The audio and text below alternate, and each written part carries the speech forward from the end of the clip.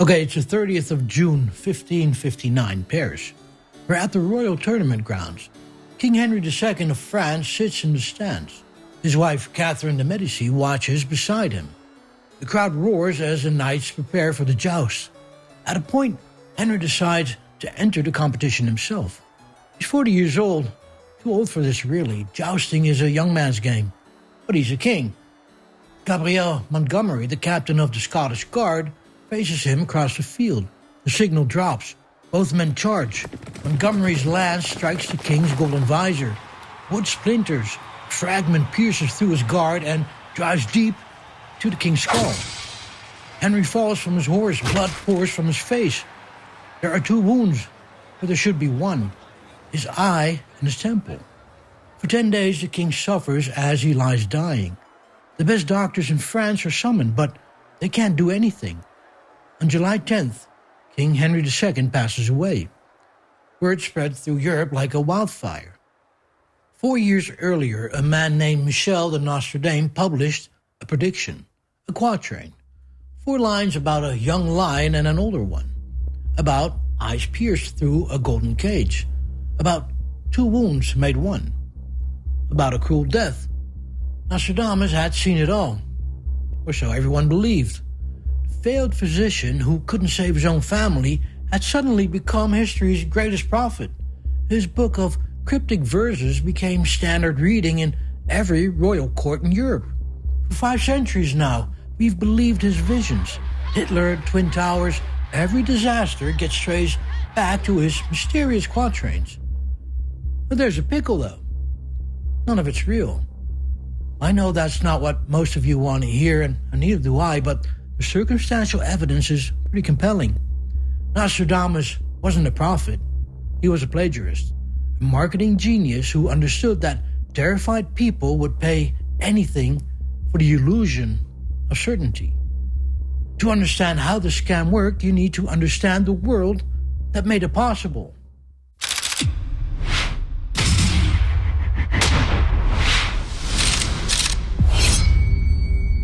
The 16th century wasn't just a little difficult, a little, taking a sick day.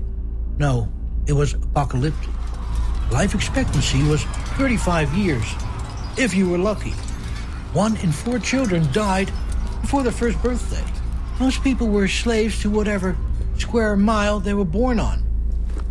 The plague still swept through Europe like a scythe. Entire bloodlines were wiped out in weeks. Turkish armies gathered at the borders, ready to overrun Christian Europe with fire and a sword. The Catholic Church was tearing itself apart. Martin Luther and his proclamations had shattered it like glass. Christians slaughtered Christians over doctrine. Everything people thought they understood about God's salvation and the natural order was crumbling into chaos.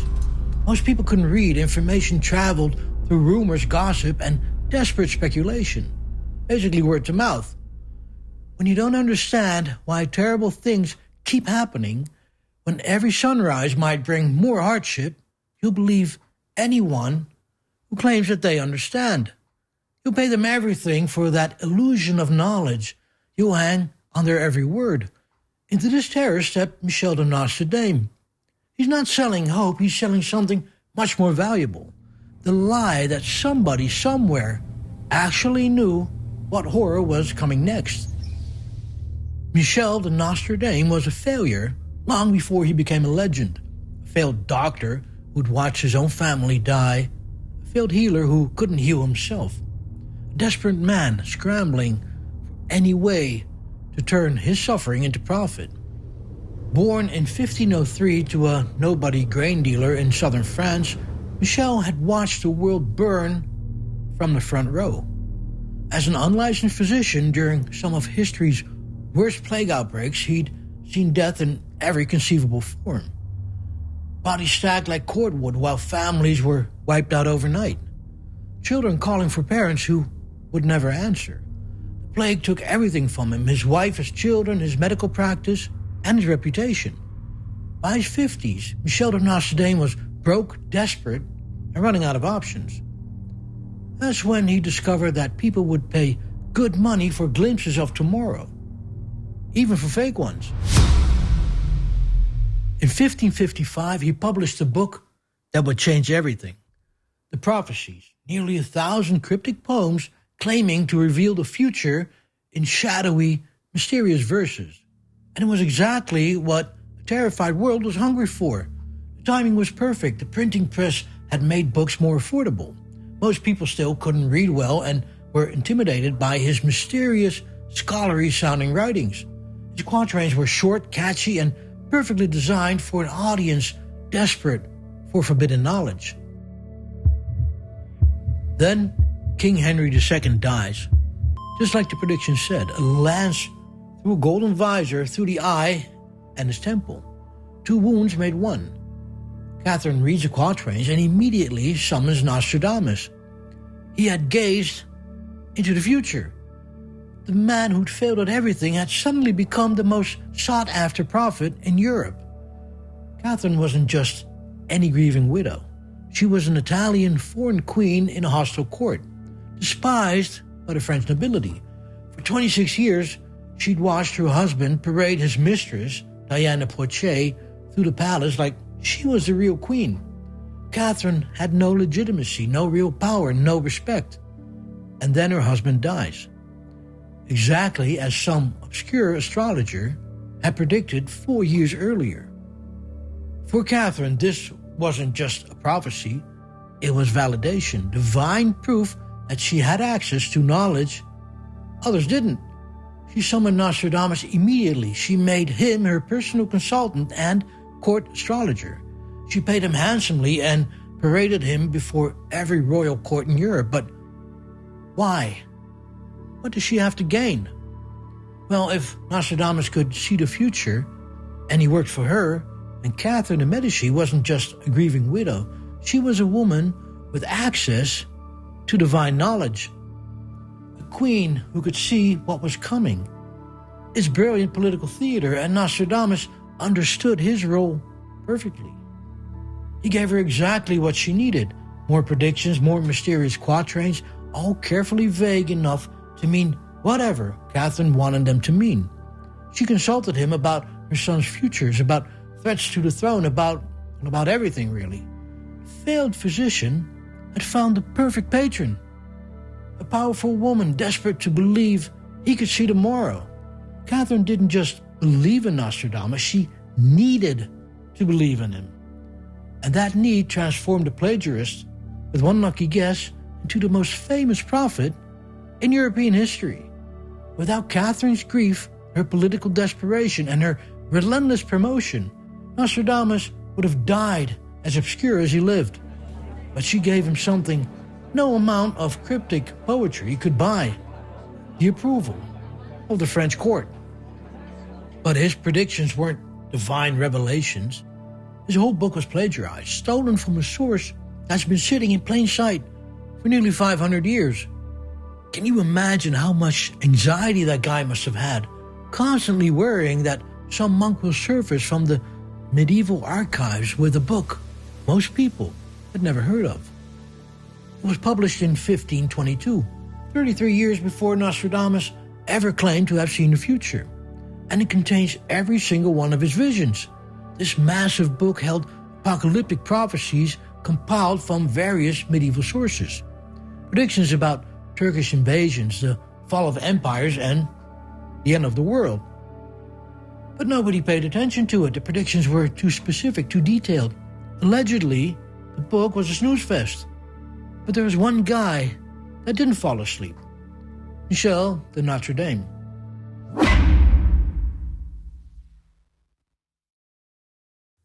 So how did Nostradamus actually come up with his prophecies? He used a technique that was perfectly respectable in the 1500s. It's called bibliomancy.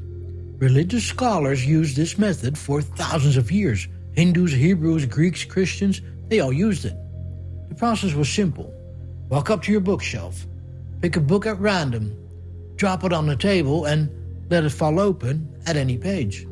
Read whatever passage your eye lands on, and use that text as divine guidance or inspiration. It was a form of divination, a way to access hidden knowledge through sacred text. Nostradamus took this ancient practice and turned it into an ATM machine. His primary source was the Mirabilis Liber. He opened it randomly for dramatic prophecies about Turkish invasions or the fall of empires, and then rewrite it in its own cryptic style. He wasn't receiving visions from God, he was playing a sophisticated game of Mad Libs with other people's prophecies. Listen to this passage. The sons of Ishmael will come forth from the desert of Ethrobus, and they will devastate the lands from the east unto the west, and none shall stand before them until the time appointed by God. Now that's powerful, mysterious, and perfectly prophetic. And it's not Nostradamus. This is a passage from the Mirabilis Liber, written decades before Michel made a name for himself. Now listen to this quatrain from Nostradamus. The Easterner will leave his seat to pass the Apennine Mountains to see Gaul. He will pierce the sky, the waters, and the snow, and everyone will be struck by his rod. Sound familiar? It should. It's the same prophecy, just repackaged and made more vague, more mysterious. You want another example? Here's the original source. A king shall rise from the south, a deceiver clad in the garb of peace, who shall lay waste to the church of God, and lead many astray before the coming of the last emperor. And here's what Nostradamus made of it. In the land of Arabia shall be born one, who through his preaching shall deceive many. Under the guise of peace he shall bring war, and the great temple shall tremble at his coming. He took detailed, specific predictions from the Mirabilis Liber and transformed them into cryptic poems that could mean anything to anyone. The Turkish invasion becomes Eastern people will come with force. The fall of empires becomes the great one will fall when the day is spent. The religious wars become brother against brother under the sign of the ram. He wasn't channeling divine visions, he was just recycling ancient fears. But don't just take my word for it. Peter Lemaitre spent decades studying Nostradamus' original text. He's one of the leading academic scholars on the subject. In a 2010 interview with Horror News, he was asked, "Do you think Nostradamus truly believed in his own prophecies?" His response was damning. I'm sure he did. He wrote so vaguely that he seems to have managed to bamboozle even himself. After all, quite apart from the 942 predictions in his prophecies, he wrote 6,338 others as well in his annual almanacs, all of which were for particular years. Yet when you actually analyze them against the historical record, you find that only some 5.73% can be ranked as definite hits. That isn't always obvious, though. After all, if you say things like, "There will be peace and no peace," or "Many lords shall be born and others shall die," as he did, you can't go far wrong, can you? Now let that sink in. 5.73% accurate. And even that generous assessment only works because the predictions were so vague they could apply to almost anything. There will be peace and no peace. You know, of course there will be. There's always some peace and some conflict happening somewhere in the world. It's not prophecy, that's just stating obvious facts about human existence.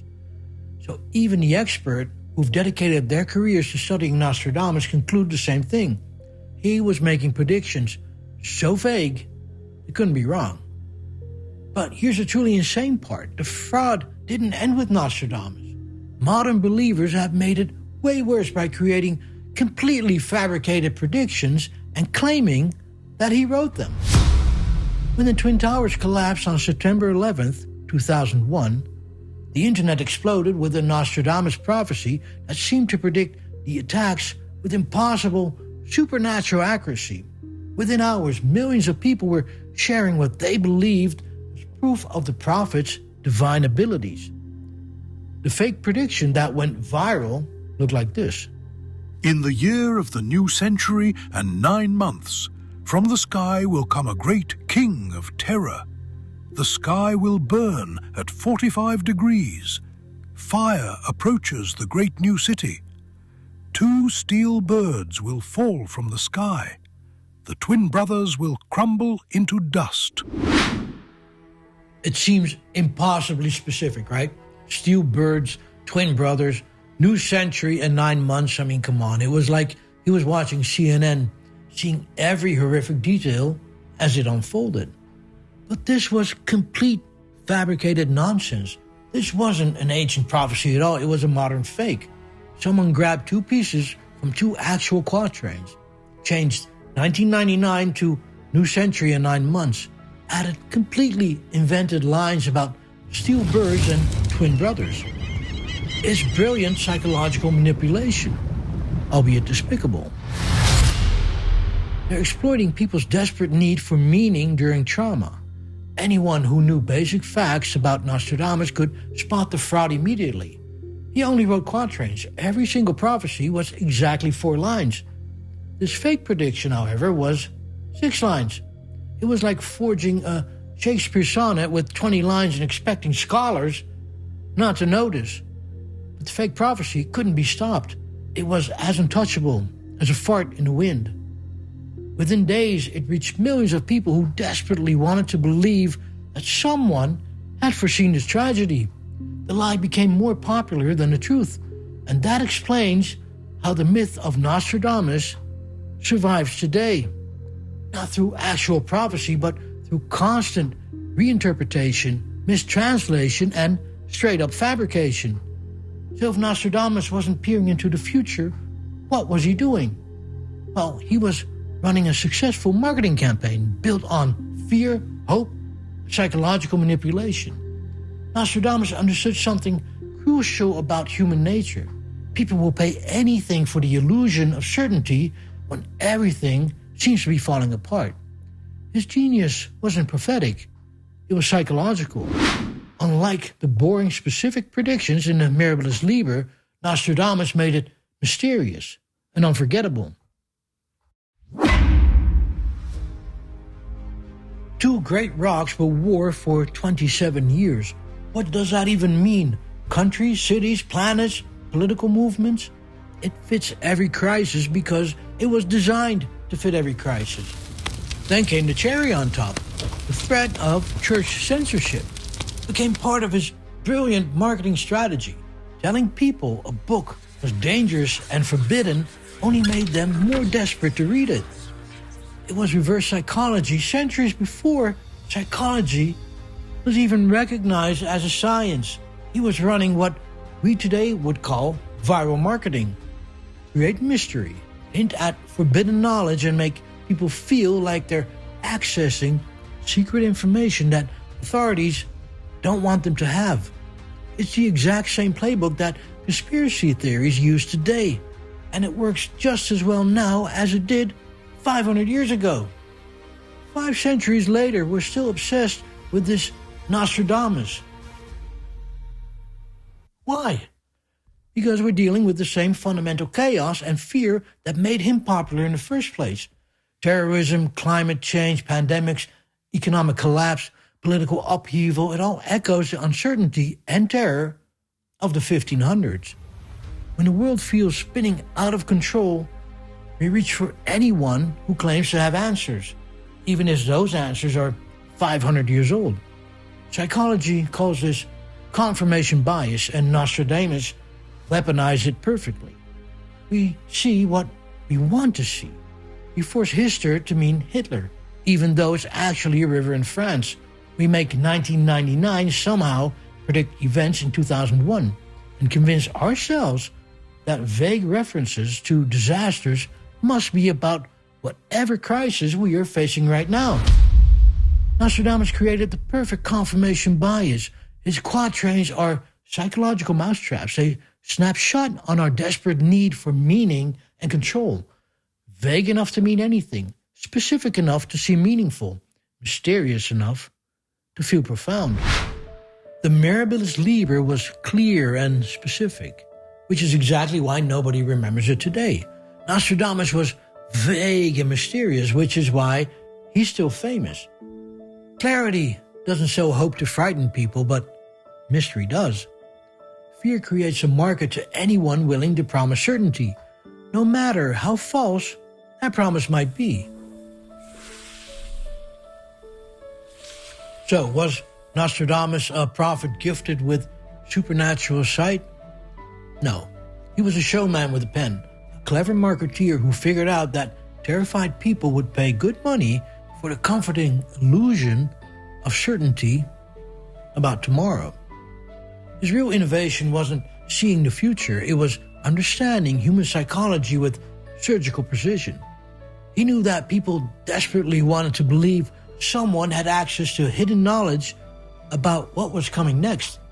He gave them exactly what they craved, the seductive lie that the future was knowable, predictable, and somehow under control. Nostradamus got one prediction right, not about world events, but about human nature itself. He predicted that people would always be afraid of the future, always desperate for certainty, always willing to see meaningful patterns where none exist. In that sense, he was absolutely right. The story of Nostradamus isn't really about prophecy. It's about how fear makes us vulnerable to people who claim to have answers. It's about how badly we want to believe in magic and reality becomes too frightening to face without illusion. Every generation faces chaos and uncertainty, and every generation produces its own version of Nostradamus. People who claim special insight into tomorrow, who trade certainty for attention, money, and blind faith.